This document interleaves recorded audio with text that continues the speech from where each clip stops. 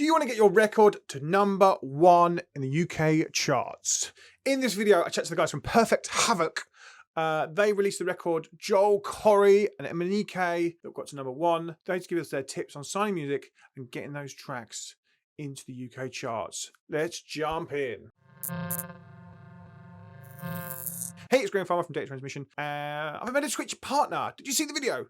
Essentially, I'm now going live on Twitch on Mondays, Wednesdays, and Fridays, 1 PM till 5 PM. We do live A&R sessions, and we do live interviews, and we do live social media chat. We talk about content over on there. So come and join us on Twitch. Come and follow us on the third page, and you'll get notified when we go live. Last week, we did a live A&R session with Perfect Havoc. Perfect Havoc is celebrating their 5th anniversary, and they've released some absolutely massive tracks that have stormed up the UK charts and had global success for people like Joel Corry. They've had David Guetta on the label. They've had people like Top Talk and Oliver Nelson. We've had those Top Talk and Oliver Nelson give us tips before, and you can watch that here. And I got them in for a live A&R session. We gave out live feedback on Twitch. People submitted their tracks. Before that, we sat down for a chat, and we talked about the releases. We talked about how they sign music, what they look for. So let's jump in and watch that interview. There we go. Hey guys. Hi, Graham. Hello, Graham. So let's jump into chat. How are you both, boys? You all right? Very good, thank you. Yeah, obviously today would have been with Adam as well as Fred, and Adam's unfortunately in hospital. He's not very well. He's got a broken rib, 2 broken ribs, and a lung punctured, which isn't great. So I wish him all the best, and wish he was here. But so it's Fred and I today. Poor Adam. Yeah. It wasn't a Brit award, Brit's injury. No, I actually don't know how Adam, because he's been, well, I don't want to get too graphic, but he was internally bleeding for 11 days. So he conquered the Brits, and we both had a great time, running around the O2, and I don't know how he's done that. And then actually 2 days later, I've been admitted to hospital. So bless him. I hope he's all right. Superhuman strength, then. No way. That's mental. Yeah. So let's just introduce ourselves. So we'll just go who you are, and then we'll start with asking some questions. Let's go for it. So yeah, if you just want to introduce yourself and say hello and say what you do as well with part of the label.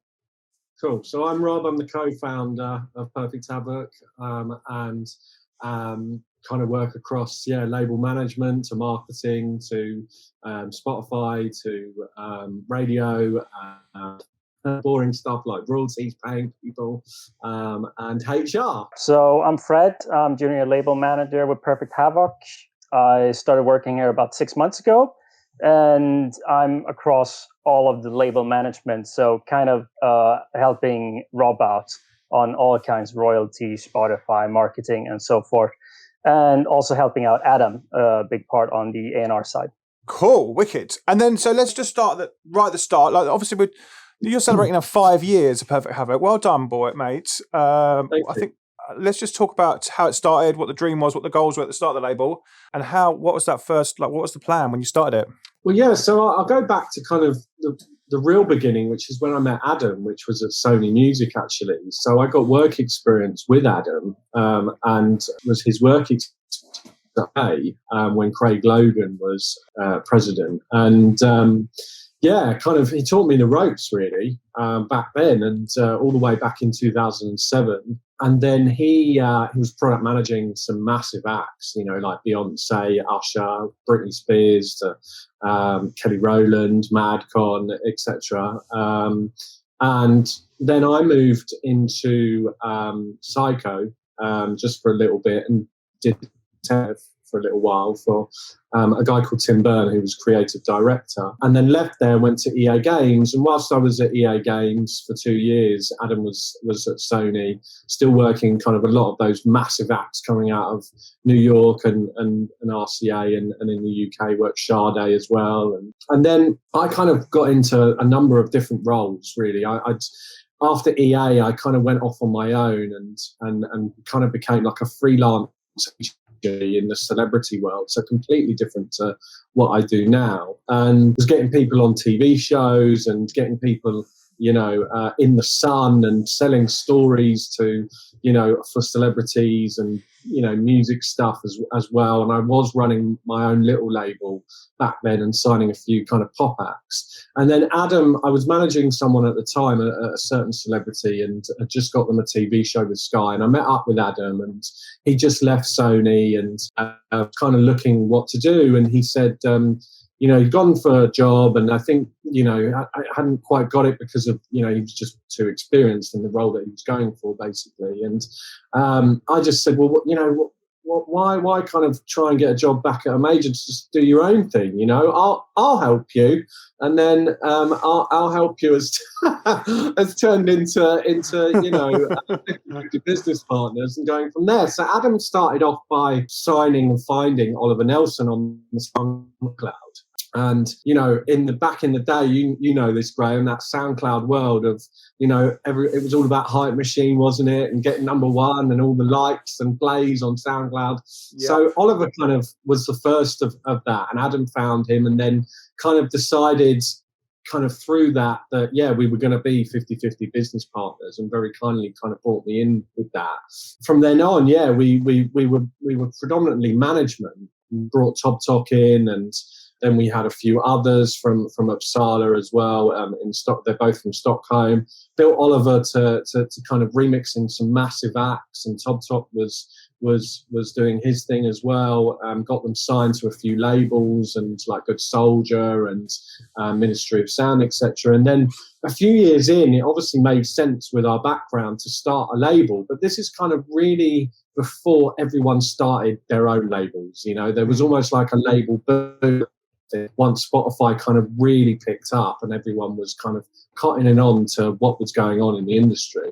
So we were very lucky, and through kind of Adam's contacts at Sony, a guy called Howard Corner at ADA at Warner's, gave us our own label, basically, which was our label distribution through then, which was amazing. We didn't actually release anything for a while, and started with, in 2016, basically, with Nelson record called Found Your Love, which we actually ended up licensing to Polydor, and then started with things like Televisor, Punks Jump Up, Top Top releases, to Eat More Cake, and loads of things. So that's kind of how it all started, really, and now we're 5 years in. And it's craziness. That's incredible. I didn't realise it was all that before I even started. That's mental.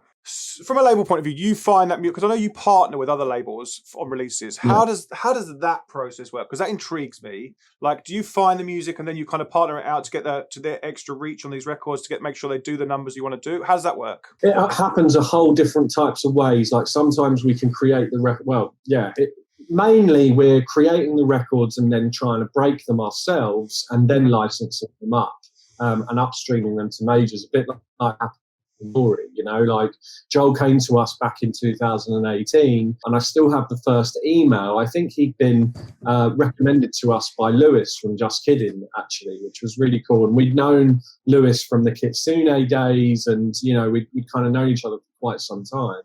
And he very kindly introduced us to Joel. And at the time, we were getting a lot of love on Radio 1. So Joel came to us, and then we did 2 records before, which was Fallen and Good as Gold. And the hype with Radio 1 and Spotify and people like yourself, and, trying to just build his hype. And then Sorry came along, and it was like, wow, this is a great record. But it still took quite a long time for us to work it, God, it was like 4 or 5 months in before we actually started even having conversations with any major label. Wow. And Joel and I and Adam, we were all kind of working towards, trying and doing everything, from radio to Scott Mills was a massive kind of part of Sorry breaking for sure at Radio 1. And Kiss were putting it on the playlist really early.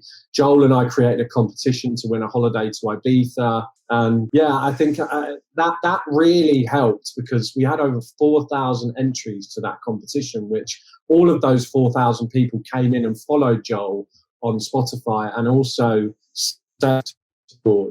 through this mechanism that we use as Followgate, and that really helped the record. So and then when the record broke, we kind of, obviously we're getting interest from Atlantic, so we kind of were just having these conversations with different major labels and decided to upstream. So, but other times it can happen where, we've started a record, we haven't even released it yet, and we are always getting asked, what have you got coming? What have you got coming? We want to be up front with what you're doing. So we'll send them our best records, and if they're into it, then we may license, we may not, or we'll keep it and do it ourselves. So it's a very kind of organic thing, and it can happen two ways, really.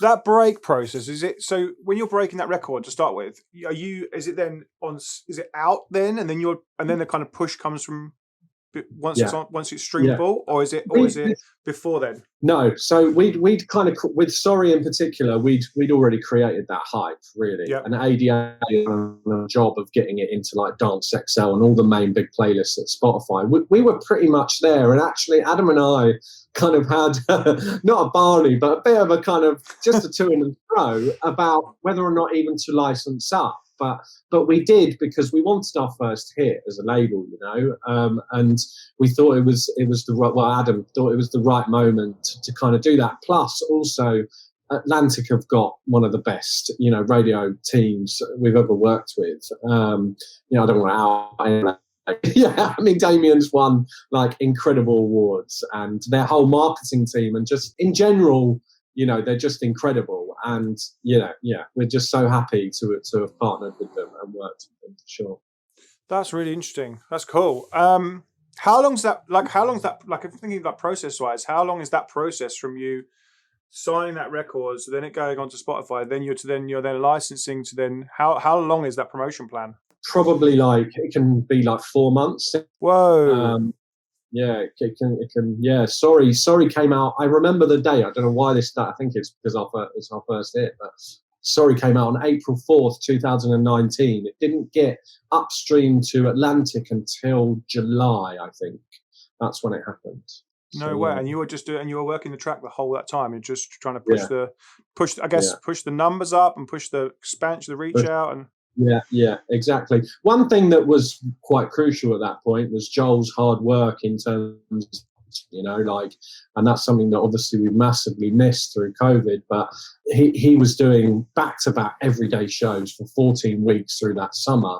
So that was a big thing that you just can't buy in terms of marketing. He was marketing the records to that demographic, that key demographic that was listening to the song every single week, different shows all around Europe, which was massively growing it. So that was also a key thing. But another record is PS1. That came to us before it released. We received that, we worked on the demo with PS1, and actually did a deal with Columbia from the start. So that was that was one that wasn't released on it with us from day one and done with us. But we were very hands-on, and when we do license up, we don't just leave it alone and think, oh, thanks very much for the advance, and Vegas now. We'll actually work the hell out of it as well and do everything we can.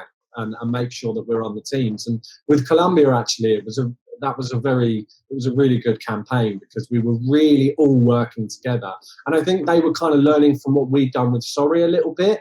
But what was great is that we were almost trusted by Columbia, and we just said, look, this is what you need to do. You need to do this, this, and this, and this. And they just did it, which was amazing to have, because we didn't have that in the beginning on our own. And didn't have that kind of budget that they had, So sick. Yeah, but that record in particular, that was brought out last March and didn't really peak until August, September. I mean, it's crazy how long these records take. Wow, that's amazing. I saw someone, another label manager at the weekend, moaning on well, not really moaning, but saying on Facebook that an artist had said that they had 6 records out over 4 weeks, and how they were going to, how that was not a great idea. And then obviously you're saying it's like 6 months of just one record, and the difference is incredible, across different genres, I suppose. But also, how can they promote those records?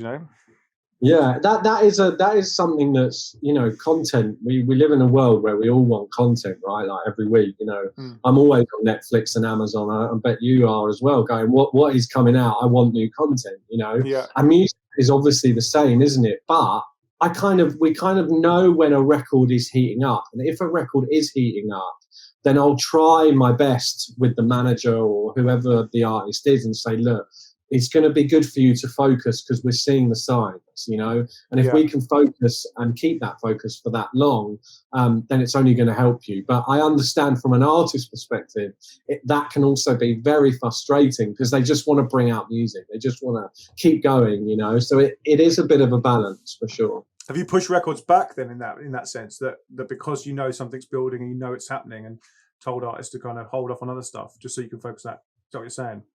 Yeah. We've done that with our own managed talent like Top Talk, you know, recently with New Levels. I mean, New Levels came out in October, and it was another one that was very, very close. We had some kind of syncing issues, I think, with radio and Shazams, and Kiss came on, came off, and then Radio 1 was brilliant all the way through. And a lot of people at the moment, they're having this issue of marrying everything up all at the same time, basically. Right. But it was a great campaign. And with Top Talk in particular, we said to him, look, let's just hold off a minute going to the next single, even though we've got like 6 records, you know, ready to go. We just need to keep focused right now. And it kind of did work in a way, because the doors that we punched, you know, that we punched down with that record were amazing, not down. So, you know, it can work in some ways, but others not. And then the big one came last 2019, the Head and Heart, and was UK #1. You got nominated for Brits. Congrats. Thank you, yeah. That was amazing. Let's just talk through that record. How did that kind of come about? And well, so after Sorry, we then obviously went into Lonely. That came out at the beginning of kind of 2020. Joel was touring a little bit before COVID, which was great. I think he was on the Sigala tour. That went top 4 in the charts. So then the pressure was on, you know, and we were very nervous. Well, we knew that Lonely was strong, but we were nervous about it because, you know, that second single after coming from the first single and breaking it is a nervous and nerve-wracking, you know, moment. But we worked with Atlantic on it, and they did a great job. And Adam and Kevin Christian Blair, who was the A&R, was brilliant as well. And the whole team, Tawyard, etc., put that together.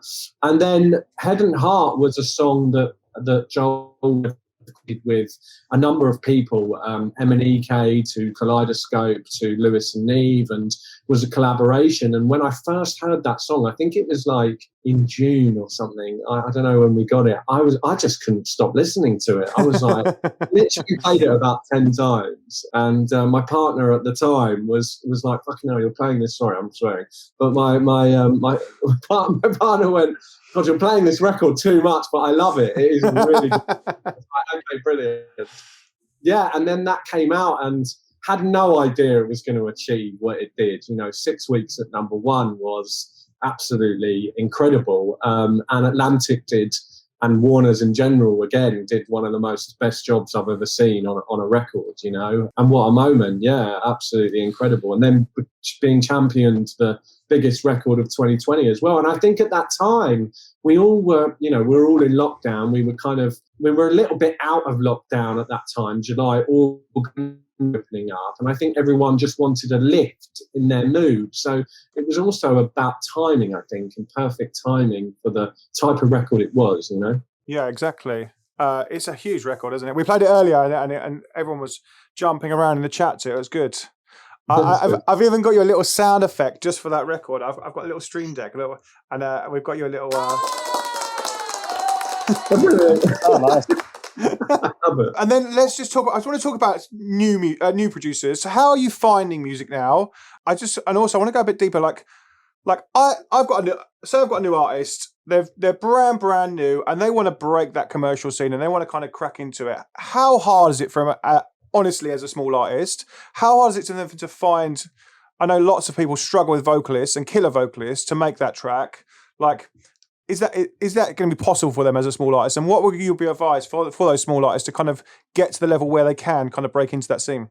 I think networking is a key thing, right? So, networking at kind of, there's loads of like associations for a start where you can mingle with other artists and vocalists like AIM, MPA, BPI to MP, the Music Producers Guild, all that kind of stuff. Then there's the old Splice thing, which has been blowing up recently, a lot of records blowing up from Splice, and we initially were avoiding that whole thing. Actually, I mean, the amount of times we've been sent some of the ones that have been hits recently, back in 2018-19, that have now become hits. I kind of wish we'd signed them, but no way. It's kind of funny, yeah. But that whole game. But that is a great way to start. But I think for new producers, that should be a way of creating a template actually to then work with a vocal from Splice, but then take that vocal off and just email people the instrumental, if it's a great instrumental, to try and work with some people. And networking, going to like the Notting Hill Tawyard events, meeting loads of people, just going out to gigs and going out to singers, looking up in your local area, researching online with Radio 1 and Kiss and Capital, and who's on these records, and doing your research a little bit and just reaching out to people, and hustling that, I suppose. That's great. Yeah, thank you. That's wicked. Yeah, because I know there's some people that have been struggling and they're just like, how do I get these records done? How can I even get the vocalist? Because that's the bit they've got the beats and they're like, where am I find these vocals from? But that's great, man. Last question, then we'll dive into this A&R session, which I know loads of people are excited about. What are your personal highlights from the last 5 years? Oh wow! Well, definitely, obviously, going number one with Joel. That's a key thing, and achieving 5 hits, 5 years, 5 hits, which is pretty nuts, really. I read you done over 1 billion streams as well. Yeah, over 1 billion streams. That's incredible. And Joel's now done with each single. I found out last week that he's done 1 million units in the UK with each single, which is pretty nuts. Head and Heart's done 1.2 or even more than that, I think. So yeah, it's pretty crazy. But yeah, I mean, getting the label in the first place with Warner's, I mean, I can't tell you how much of an amazing partner ADAR and Warner's and having is incredible, Yeah, I suppose, I mean, there's so many. I remember when we got our first Radio 1 play, it was actually, I think, with Pete Tong with Heat of the Night, and Adam and I were so excited. We couldn't believe it. We were like, yes, it's just like exciting stuff, back in the day. We played that record earlier for as part of the early part of this stream and the build up to this stream. So if you missed that part while we were waiting for these guys to arrive, we played all those records for you, so you can go back and watch it afterwards. Yeah, Fred, you've only been in the label a little bit. What's your highlights? I've only been in the company about 6 months, but I gotta say one of the highlights actually was for Top Talk, the new Levels music video we did. Yeah, we put a lot of thought into how we wanted the music video. It's kind of a cool. We played on the theme of New Levels, a video game. So the music video is very much like kung fu, arcade machine fighting style games. Sick. It's really cool. I recommend everyone to check it out. But yeah, just going from creation, kind of our thoughts, how we wanted the music video, to actually filming the music video with a great team, and yeah, it's just turning out really cool. That was one of the highlights for sure. Yeah, Fred kind of came in right at the at the moment when I think you joined in December, didn't you? And we brought out the Levels in October, and it was like, right, Fred, I think we're having a hit. Like, you're just going to be put into this. Just a little bit intense, I think. But really great experience. Obviously, we experienced that. Yeah, super cool. That's mental. How hard was that to make during COVID as well? It wasn't too bad because when did we do it, Fred? Early April, something like that. Yeah, we did it quite late in the game, actually. Yeah. Hey, Graham, as well, we're going to be doing a 5-year anniversary vinyl, which we'll definitely send to you. It's going to be very well, nicely packed, and we're just working at the moment. So we're hoping September it will be kind of ready. We'll definitely send one over to you. That was the last one.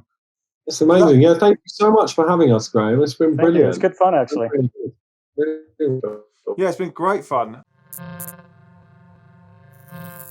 I hope you enjoyed it. I hope you found it useful. As I said, come and join us on Twitch. Links below.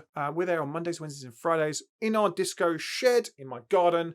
This is Shed 54. It started off life as a disco shed and our party shed. Now it's my streaming shed in the bottom of my garden. I'll see you over on Twitch, or I'll see you in the next video. Thanks for joining us. Cheers. Bye-bye.